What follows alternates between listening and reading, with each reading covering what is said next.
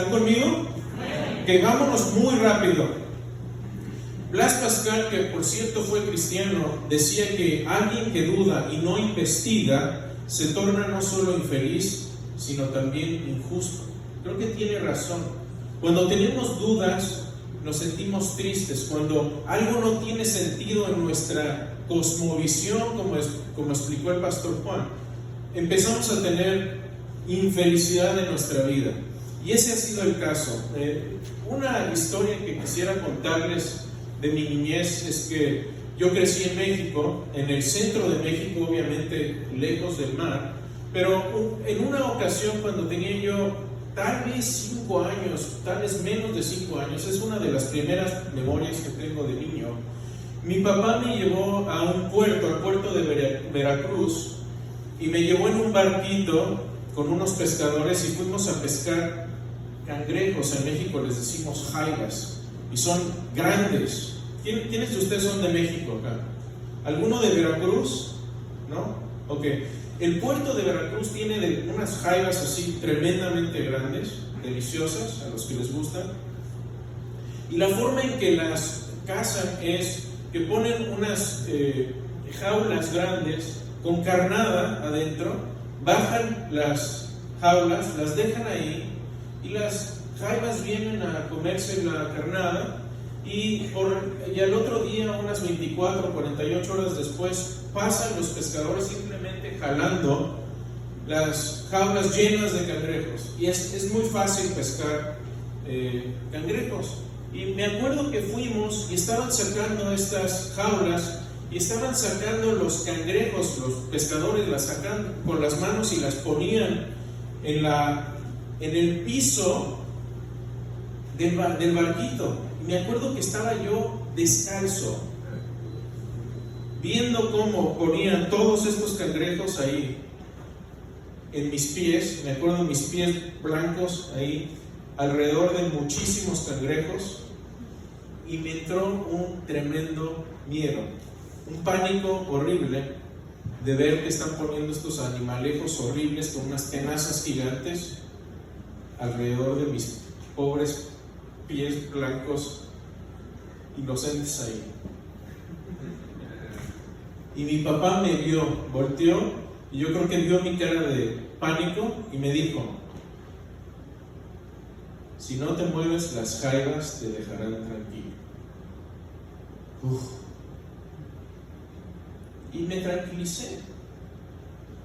La voz de mi papá me tranquilizó. ¿Por qué?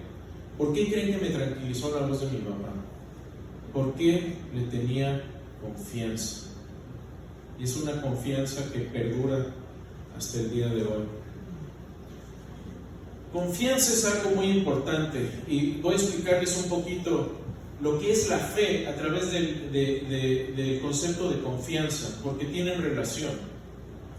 Confianza, la confianza tiene una fórmula, y yo soy ingeniero y no se preocupen, no les voy a enseñar matemáticas hoy, el sábado en la mañana.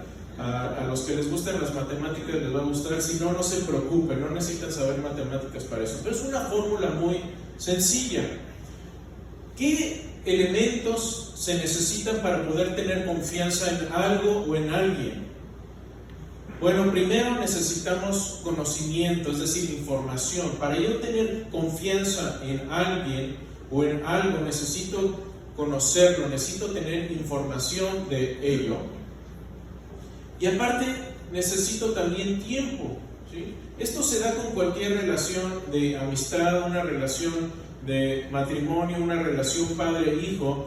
Necesita dos cosas: conocimiento y tiempo. Por eso, por cierto, por eso es importante el tiempo de noviazgo en una pareja, porque en ese tiempo la pareja se conoce. ¿Ven los dos elementos ahí? Ok. ¿Y cuál es el siguiente elemento? Todo esto dividido por la duda. Quiere decir que la confianza, uno puede tener confianza, pero la confianza va a tener un elemento de duda. Es decir, El que yo tenga un amigo entrañable no quiere decir que ese amigo no me vaya a traicionar. De hecho, les puedo decir por experiencia propia, muchos amigos cristianos me han traicionado. Se da. Estoy seguro que a ustedes les ha pasado. Entonces siempre puede haber un elemento de duda, pero mientras más conocemos a la persona y más consistente es esta relación a través del tiempo, más confianza voy a tener. Entonces, si aumenta mi conocimiento y aumenta el tiempo, habrá un crecimiento de esa confianza. ¿Ya lo vieron? Pero si aumenta la duda, ¿qué pasa con la confianza? Disminuye. Si el denominador se hace más grande, entonces mi confianza se hace más pequeña. Si no se acuerdan de la fórmula, no se preocupen, pero esta es la fórmula de la confianza. Ahora, ¿cuál es la relación entre la confianza y la fe? Muy sencillo. En el sentido bíblico, confianza y fe son lo mismo. Cuando yo le digo a mi esposa, tenme fe, ¿qué le estoy diciendo en realidad? Tenme confianza. Ten confianza de que sé lo que estoy haciendo, aunque no tenga idea. Bueno, estoy pidiendo esa confianza a esa persona. Ahora, en la fe cristiana hay un elemento adicional que es el Espíritu Santo. Pero déjenme decirles algo, la duda nunca llega a cero. Y esto es un problema porque en muchas iglesias nos han enseñado que la duda es pecado. Y el dudar no es pecado necesariamente. Es como la tentación. ¿Ser tentado es pecado? No, solo si caes en la tentación. Entonces, el tener una duda es nada más y nada menos que expresar una pregunta, y la pregunta se puede resolver o no, pero siempre habrá un elemento de duda, incluso con nuestras relaciones más cercanas. Ahora, hay una diferencia entre lo que es la duda razonable y certeza absoluta. Hay veces, por ejemplo, que cuando tengo conversaciones con ateos, quieren saber de Dios y quieren certeza absoluta, pero ni siquiera ese es el estándar que utilizamos en el sistema legal. Para que se establezca que una persona es culpable, se necesita que haya evidencia más allá de la duda razonable, ¿sí? Quiere decir que hay razones muy contundentes para determinar que esta persona es culpable. Lo mismo debemos utilizar en cuestiones de fe. ¿Cuáles son estas cuestiones de fe? Bueno, son lo que llamamos las preguntas del millón. ¿Cuáles son las preguntas del millón? ¿Por qué existe el universo? Un poco de lo que hablaba el pastor Juan. ¿De dónde venimos? Estas son preguntas de cosmovisión. ¿Cuál es el propósito de la vida? ¿Por qué se puede saber si Dios existe o no? ¿Existen el bien y el mal? Todas estas cuestiones nos pueden causar dudas, pero déjenme darles un poco de confianza en esto. Escuchen el juego de palabras que estoy usando. Creo que es posible responder a estas y muchas otras preguntas que tenemos de manera razonable y al mismo tiempo minimizar estas dudas. Aunque tengamos algún tipo de duda, la podemos minimizar y nuestra fe entonces se fortalece. Ahora, hay una diferencia quisiera hacer una distinción entre tres conceptos que pueden causarnos confusión. Hay gente que piensa que la fe debe ser ciega, ¿sí? Pero uno nunca tiene fe ciega. Cuando decimos yo tengo fe ciega en ti, ¿sí? Por ejemplo, si yo le digo a mi esposa, tengo fe ciega en ti. Bueno, tengo fe ciega porque tengo una confianza inmensa, una gran confianza, pero esa confianza está basada en conocimiento y en tiempo. No es algo que salió de la nada. No hay tal cosa como fe ciega, hay fe razonable basada en confianza y en tiempo. Lo mismo es con Dios. Hay una cuestión aquí con la religiosidad que a veces nos da miedo expresar preguntas y dudas. Van a decir, bueno, van a pensar que no confío en Dios.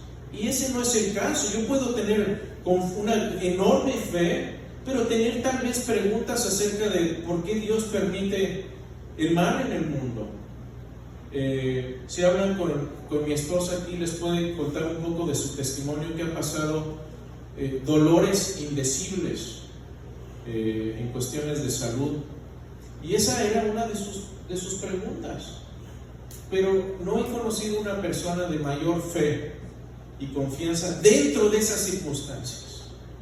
Se puede tener fe inmensa y al mismo tiempo preguntas y dudas.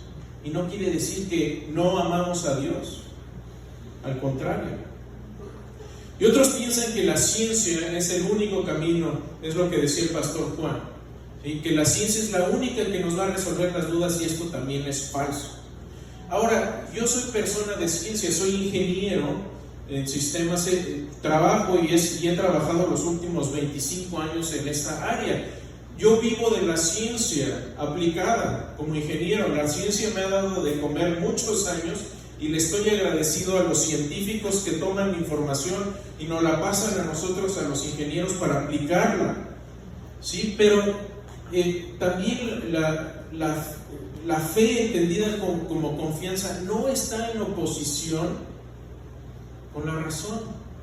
Es decir, yo no tengo que abandonar la razón, que por cierto Dios me dio para tener fe en Él. ¿Están de acuerdo? No necesito abandonar la razón para confiar en Dios. El resumen de esto es posible tener fe y tener dudas al mismo tiempo. No es pecado. Les voy a decir que sí es pecado. El pecado es cuando tomo estas dudas y las convierto en pretextos para alejarme de Dios. Cuando tomo dudas y las uso como un pretexto y una cortina para alejarme de Dios, allí es cuando estoy cayendo en pecado. Pero tener preguntas es lo más natural, es normal. Voy a darles algunos ejemplos de cómo hay gente en la Biblia que tuvo fe, pero tuvo dudas al mismo tiempo. ¿Se acuerdan del hombre que trajo a Jesús a su hijo para que lo curase? Y Jesús le dice el hombre: Jesús, si puedes, por favor, haz algo. Y Jesús le responde: todas las cosas son posibles para el que cree. Y el hombre le contestó: creo, ayuda en mi incredulidad.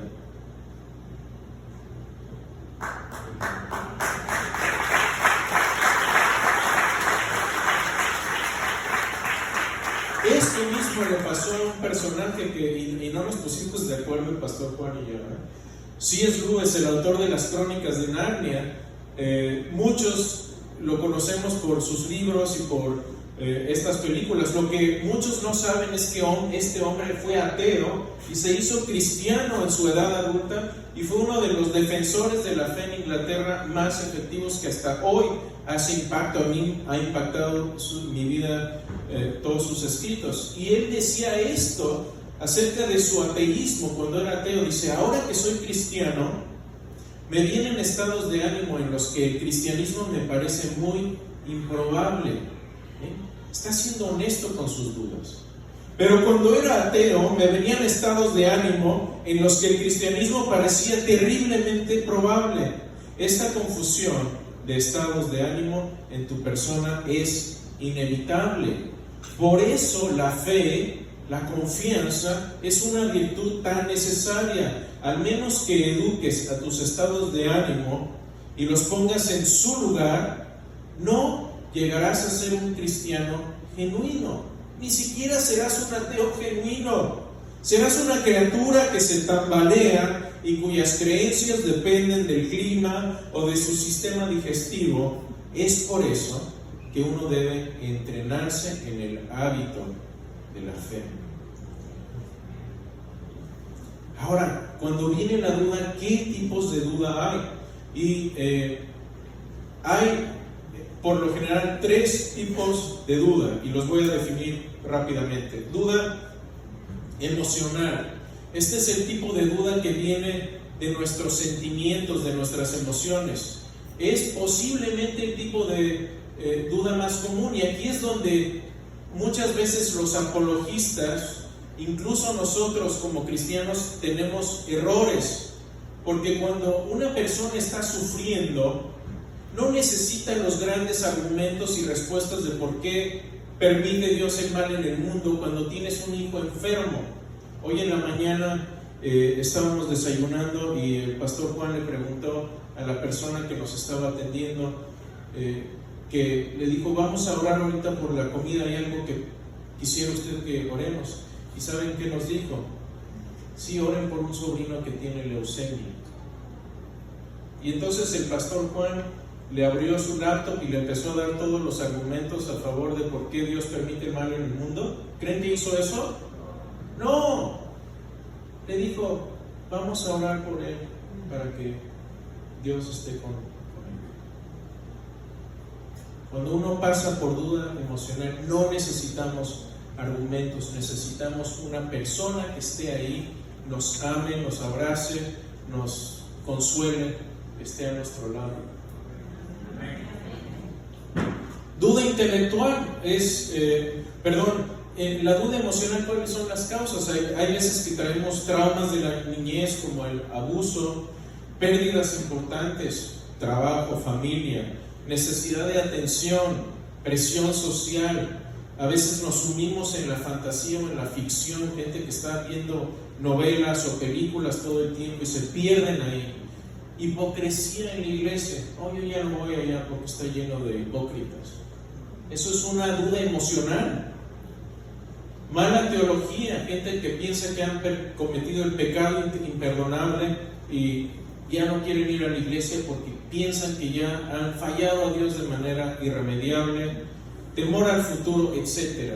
Ahí en el libro hablo de todo esto en detalle. La duda volitiva. Esta yo creo que es la más difícil porque se deriva de nuestra voluntad. Es decir, es una persona que sabe qué es lo correcto, pero no lo quiere hacer. ¿Sí? Este es cuando ya llegamos a usar la duda como un pretexto. ¿Sí? ¿Cuáles son las posibles causas? Infidelidad, inmoralidad, apatía, presión social.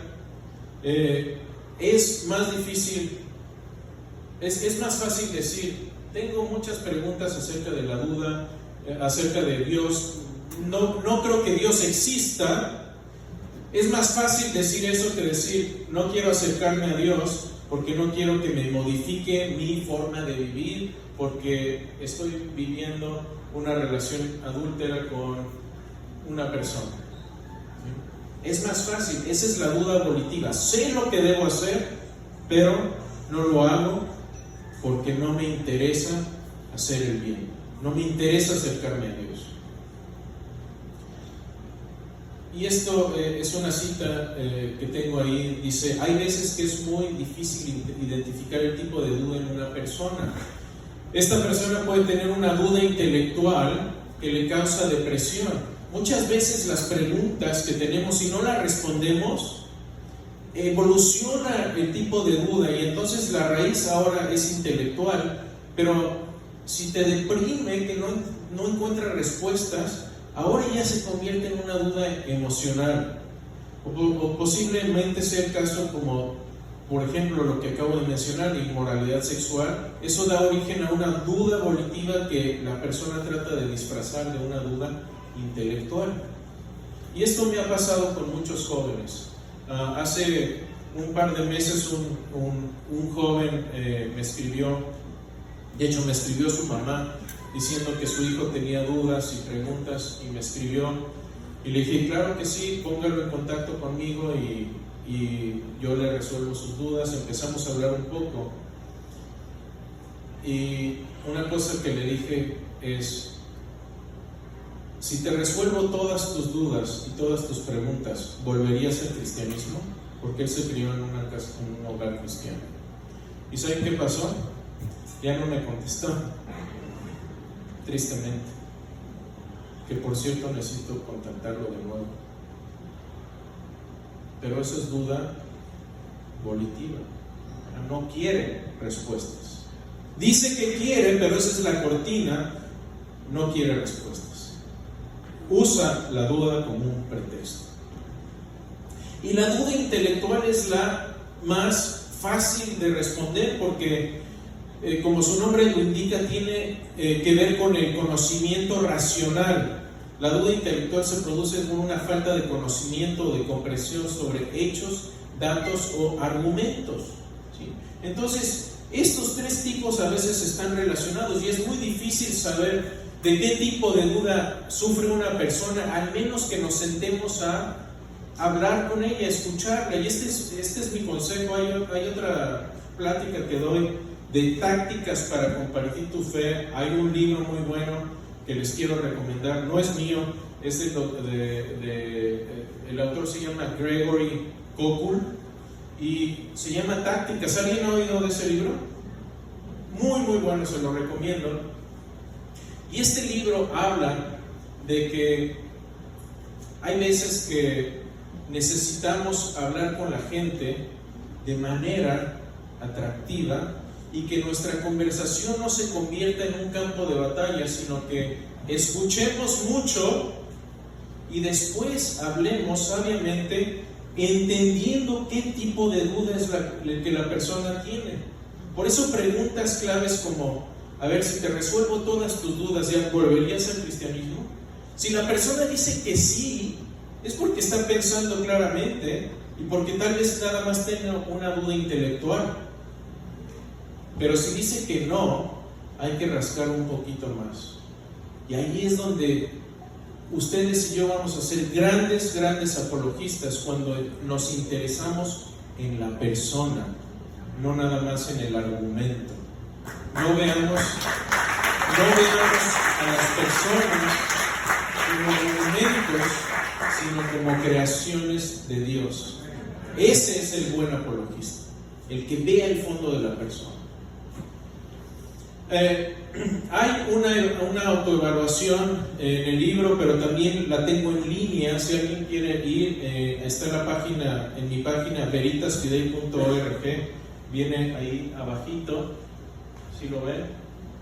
Ahí hay una autoevaluación que cualquier persona puede tomar, es gratis, y puedes ver un par de cosas. Puedes ver qué tipo de dudas tienes con un índice, y el índice va de 0 a 270. Obviamente el que tenga un número más cerca del 270 es que tienes dudas tremendas. Por ejemplo, un ateo militante tendría una duda sobre los 200. Un cristiano piadoso que se levanta a orar todas las mañanas tal vez tendría una duda acerca de debajo del índice de 20 más o menos, si es honesto. Entonces esto se puede hacer. ¿Y qué es lo que les recomiendo si toman ustedes esta autoevaluación o si se la mandan a alguien? Ser honestos, ser muy honestos. Y lo que sucede es que automáticamente se hace la autoevaluación y te llega un correo electrónico con un análisis de tu perfil de duda. Y ahí es más fácil ya saber, como decimos, de qué pie coger a uno, ¿no? Déjenme hablar. Si hay preguntas de esto, normalmente aquí haría una pausa y abriría para preguntas y respuestas. Por favor, si tienen preguntas, por ahí el pastor ya puso el número y puedo contestar preguntas al final del día. Vamos a seguir muy rápido. Quiero terminar un poquito acerca de la duda en cuanto al cristianismo versus el ateísmo. Es decir, ¿es más razonable tener dudas como cristiano o tener dudas como ateo? ¿Ok? Y esto es algo que yo me pregunté. Y para ejemplo quisiera utilizar a uno de mis mentores, el doctor Gary Habermas. Es posiblemente la autoridad número 1 en cuanto a la historicidad de la resurrección. Si ustedes leyeron el libro de Lee Strobel del caso de Cristo, está basado en material del Dr. Habermas.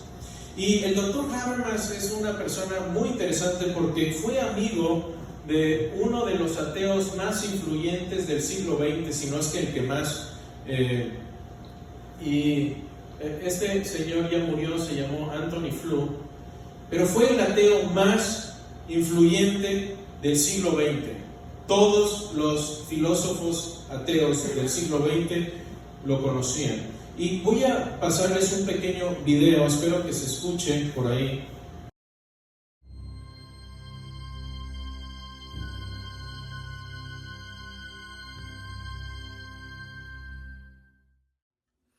This is the 22nd year that Gary and Eileen Habermas have been visiting Debbie and I and our family over Labor Day here in the U.S.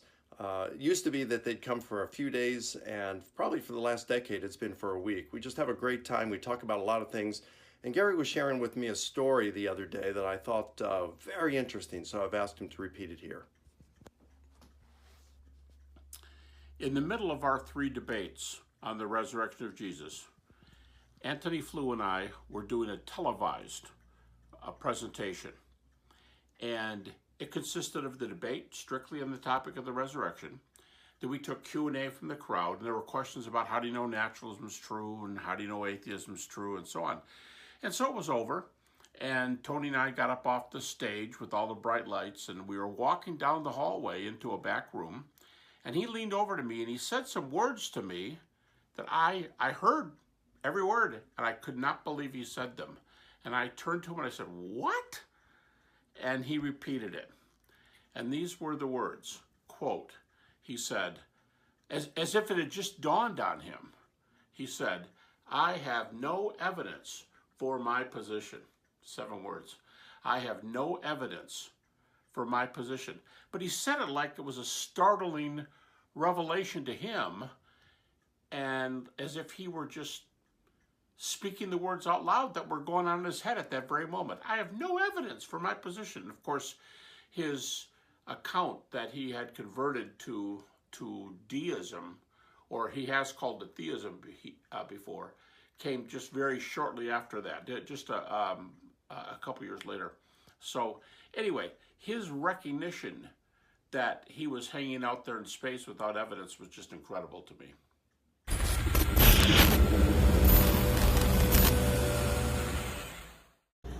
Fíjense, está hablando el ateo más famoso del siglo XX que abandonó el ateísmo antes de morir y dijo: no tengo no tengo evidencia alguna para mi posición como ateo. Cuando algún ateo, el más famoso del siglo XX, nos dice eso, dice mucho. Y quisiera, en los pocos minutos que me quedan, hablar un poquito de una forma en que desvirtuamos a veces la fe. Y quisiera ejemplificar lo que no es la fe cristiana, que muchos ateos utilizan para atacarnos, y a veces muchos cristianos, nosotros mismos, tenemos una idea equivocada de lo que es la fe. No sé si ustedes vieron la película de Indiana Jones, la tercera, la de la última cruzada, y si no la han visto, como dicen, spoiler alert. Ya es una película de hace mucho tiempo, pero esta película habla en la tercera parte, supuestamente encuentran el cáliz donde Jesús bebió su última cena, y se supone que este cáliz tenía propiedades curativas mágicas. Y está Indiana Jones en la situación en que a su papá le dieron un disparo en el estómago y se está muriendo ahí en la escena. Y Indiana Jones tiene que pasar una serie de pruebas para poder llegar al cáliz y salvar a su papá. Era la única forma de salvarlo. Entonces, si ustedes ven la película, el reto o la prueba es que Indiana Jones tiene que dar un paso de fe, un salto de fe ciega para poder llegar ahí, y sucede que se encuentra en un acantilado Y si uno está viendo hacia el otro lado del acantilado, parece que hay un precipicio, y entonces él tiene que cerrar sus ojos y dar un paso, y se da cuenta que al dar el paso no cae el precipicio, sino que cae en una plataforma, porque el piso en realidad era un puente hacia el otro lado que estaba mimetizado, camuflado con la pared opuesta del acantilado, y entonces él cae en blandito. Si ven una maqueta, eso era como se veía, y si se ve de cierto ángulo parece un precipicio. Y entonces la idea es que que la fe es así, que la fe es dar un paso a ciegas, sin saber nada, sin entender nada. Y mi problema con esta definición es que para dar este paso de fe, el protagonista Indiana Jones tiene que abandonar la razón y lanzarse al vacío. En efecto, tuvo que convertirse en un completo torpe para dar ese paso de fe, y muchos de los autodenominados ateos piensan algo similar sobre la fe, sobre nuestra fe, y nos tachan a muchos cristianos de retrógrados, de faltos de cordura, de torpes que creemos cuentos de hadas, y equiparan la creencia en Dios con la creencia en hadas o la creencia en Santa Claus. Y esa, mis hermanos y amigos, no es la fe cristiana, no es la fe que enseña la Biblia.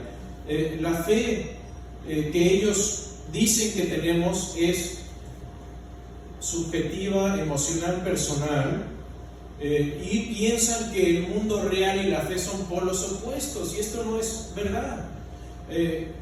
El ateo más conocido de este siglo se llama Richard Dawkins, y esto es lo que él ha vendido millones de libros en inglés y en español, y esto es lo que dice. Él dice que la fe es confianza ciega y ausente de evidencia, y aún a pesar de la obvia evidencia.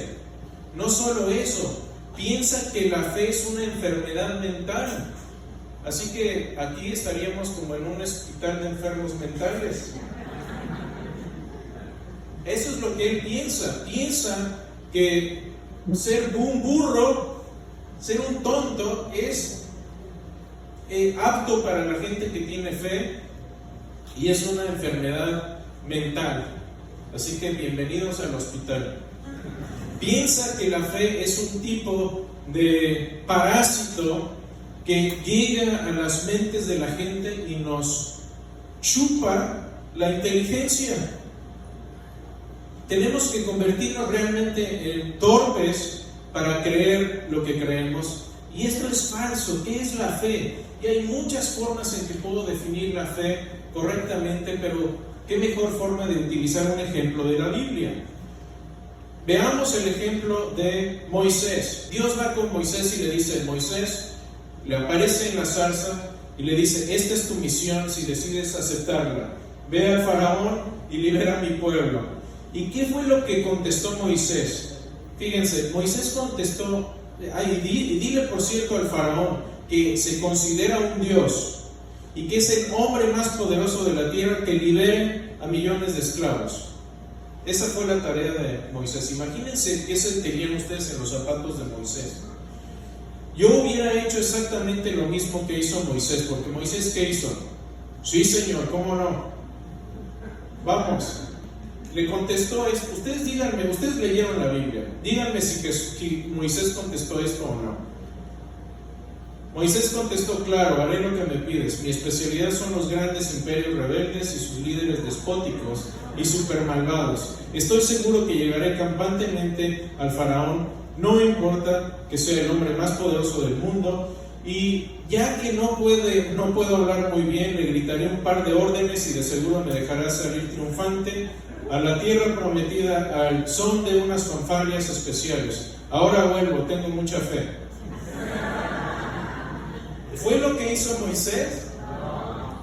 ¿Qué dijo Moisés? ¿Yo qué voy a hacer si yo qué hago si no creen en mí? ¿Qué hago si dicen: el Señor no te ha aparecido?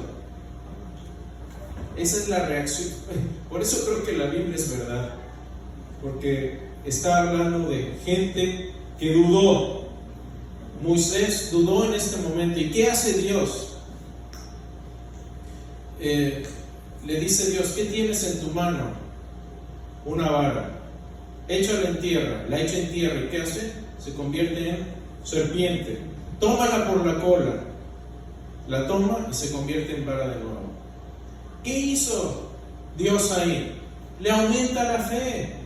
En un momento le da conocimiento de que es un Dios con poder, de que realmente está hablando con Dios. En un tiempo muy corto pero muy consistente le aumenta la fe y la duda de Moisés se reduce.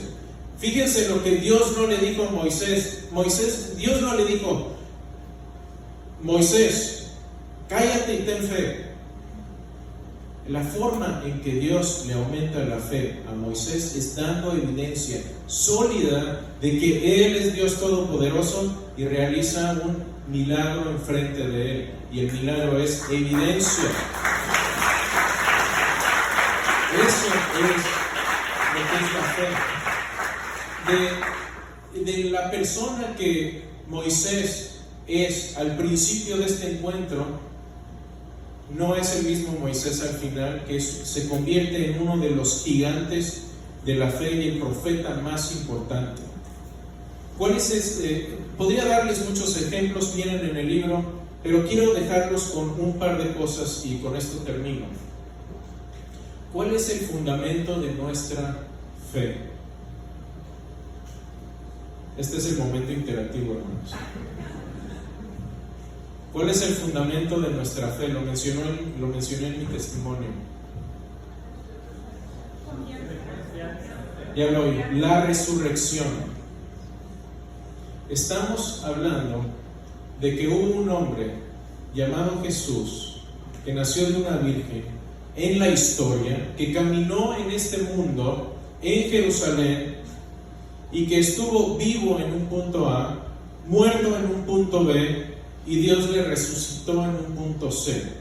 Y tenemos evidencia sólida de ello. No es el tema de mi plática de hoy, es tal vez mi tema favorito. En el capítulo 4 del libro menciono la evidencia de la resurrección. Eso fue lo que a mí me dio el sustento para mi fe. Y hoy nosotros también, tal vez no veamos a Jesús físicamente, pero tampoco tenemos fe ciega. Tenemos evidencia sólida de su vida, de su muerte, de su resurrección, por medio de los testigos que le vieron, que estuvieron con ellos, que estuvieron dispuestos a sufrir y a morir por lo que vieron con Jesús. Y eso lo tenemos en los escritos de Pablo, lo tenemos en los 4 evangelios, lo tenemos en los escritos de Pablo y lo tenemos en escritos seculares incluso. Quisiera terminar con esta cita de Alistair McGrath. Es un gran erudito de la Universidad de Oxford, un gran defensor de la fe.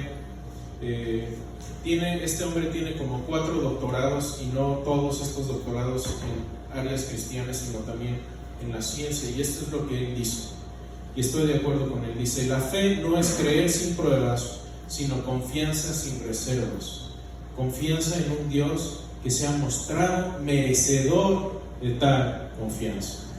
¿Por qué? Porque como hablamos de cosmovisiones en la primera plática con el pastor, el doctor Juan Valdés, el cristianismo explica mejor la realidad, explica el origen del universo y del ser humano, explica el significado y qué hacemos aquí, por qué estamos aquí, y explica el origen del bien y del mal y de ese sentido de justicia, y explica nuestro destino final, que para los que amamos la venida de Jesús es estar con Él y reinar con Él. Ese es nuestro propósito.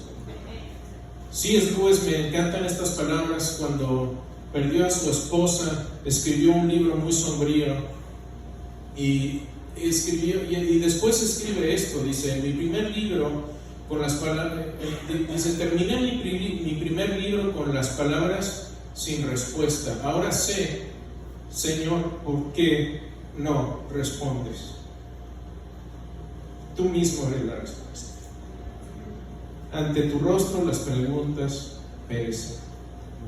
Quieres resolver la mayoría de tus dudas, se van a resolver amando y acercándote a Jesús.